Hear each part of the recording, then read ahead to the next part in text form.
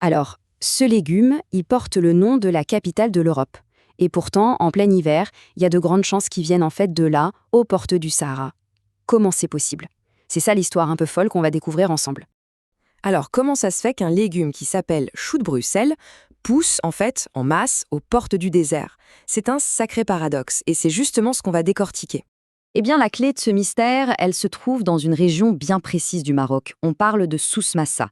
C'est un peu le moteur vert du pays, une sorte d'oasis improbable en plein milieu d'un paysage super aride.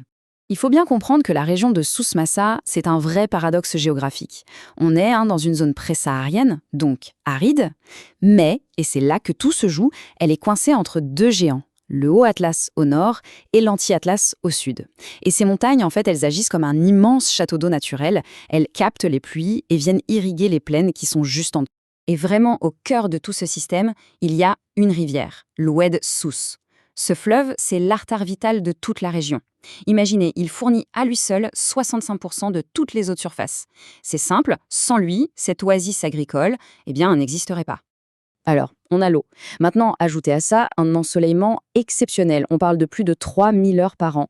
Et là, vous avez le cocktail parfait. C'est exactement ce qui permet de produire des légumes frais, de super qualité pour l'Europe, pile au moment où le continent, lui, est plongé dans l'hiver. Bon, maintenant qu'on a planté le décor, si on s'intéressait à l'acteur principal de cette histoire, l'entreprise qui, sur le terrain, orchestre toute cette production à très grande échelle. Cette entreprise, c'est Quality Bean Morocco, ou QBM pour les intimes. Et ce qui est intéressant, c'est que c'est en fait la filiale d'un groupe néerlandais. Ils ont choisi le Maroc pour mettre en place leur modèle, produire, conditionner et exporter. Et attention, l'échelle de l'opération, elle est juste impressionnante. On parle de plus de 2000 hectares cultivés chaque année. Évidemment, pour gérer une surface pareille, il faut du monde. Beaucoup de monde. D'ailleurs, en pleine saison, l'entreprise emploie jusqu'à 5000 personnes. C'est absolument énorme. C'est un des plus gros employeurs de toute la région. Bon, mais gérer 5000 personnes, ça ne s'improvise pas.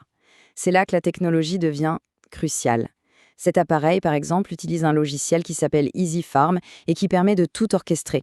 Qui est présent, quelles tâches sont assignées à quelle parcelle et bien sûr, la paie. C'est de la logistique humaine à très très grande échelle.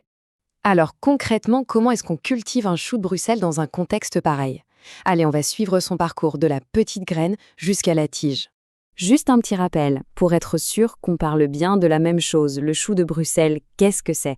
En fait, c'est une variété de choux et ce qu'on mange, ce sont les petits bourgeons qui poussent tout le long de la tige principale. Et oui, comme son nom l'indique, c'est bien un légume d'origine belge. Alors tout commence ici, dans la pépinière. C'est un peu la maternité des choux. Les jeunes plants sont vraiment choyés, dans un environnement parfaitement contrôlé. Protégés du vent, des parasites, ils reçoivent exactement la bonne quantité d'eau et de lumière pour bien démarrer. Franchement, c'est une étape absolument cruciale. Une fois qu'ils sont en plein champ, là, c'est l'agriculture de précision qui prend le relais.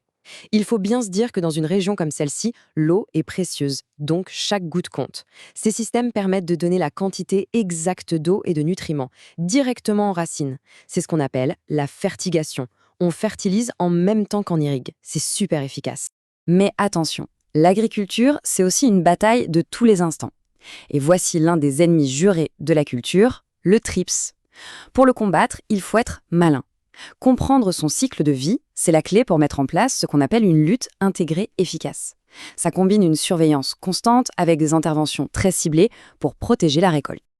Ok, les choux sont arrivés à maturité. Et là, une toute nouvelle phase commence. C'est une véritable course contre la montre pour préserver leur fraîcheur. Dès la seconde où ils sont récoltés, la chaîne du froid s'enclenche. Hop, les choux sont immédiatement mis dans des caisses, chargés sur des camions. L'objectif, c'est 0 perte de temps. Il faut les amener le plus vite possible à la station de conditionnement. Allez, on est maintenant à l'intérieur de l'usine. C'est ici que le légume brut va se transformer en un produit nickel, prêt à être expédié dans toute l'Europe. À l'intérieur, c'est une véritable chorégraphie. Tout est millimétré. D'abord, chaque lot qui arrive est pesé pour une traçabilité totale. Ensuite, ça passe au lavage. Après, c'est l'étape du tri. On sépare minutieusement par taille et par qualité. Enfin, on emballe selon ce que le client a demandé et chaque paquet reçoit son étiquette. C'est sa carte d'identité qui raconte toute son histoire, du champ jusqu'au carton. Et justement, cette étape du tri, elle illustre parfaitement cette combinaison entre la machine et l'humain. Oui, il y a des machines super sophistiquées qui peuvent trier par taille, mais au final, pour le contrôle qualité, rien ne remplace l'œil et la main de l'homme. C'est ça qui reste indispensable. Et voilà le résultat final, des palettes et des palettes de choux de Bruxelles. Ils sont parfaitement emballés, calibrés, étiquetés et surtout maintenus au frais. Ils sont maintenant prêts à entamer la toute dernière étape de leur long voyage. Quand on y pense 2 secondes, tout ce parcours, c'est quand même une sacrée prouesse logistique, non? Cette citation, elle résume absolument tout. La logistique, ce n'est pas juste transporter un truc d'un point A à un point B. C'est tout un art, l'art de tout synchroniser. La production, la transformation, la livraison, pour que le produit arrive finalement sur les étals, frais et impeccable. Et le produit final n'est pas du tout le même pour tout le monde. Chaque marché a ses propres règles. Par exemple, au Royaume-Uni, on veut des barquettes toutes prêtes.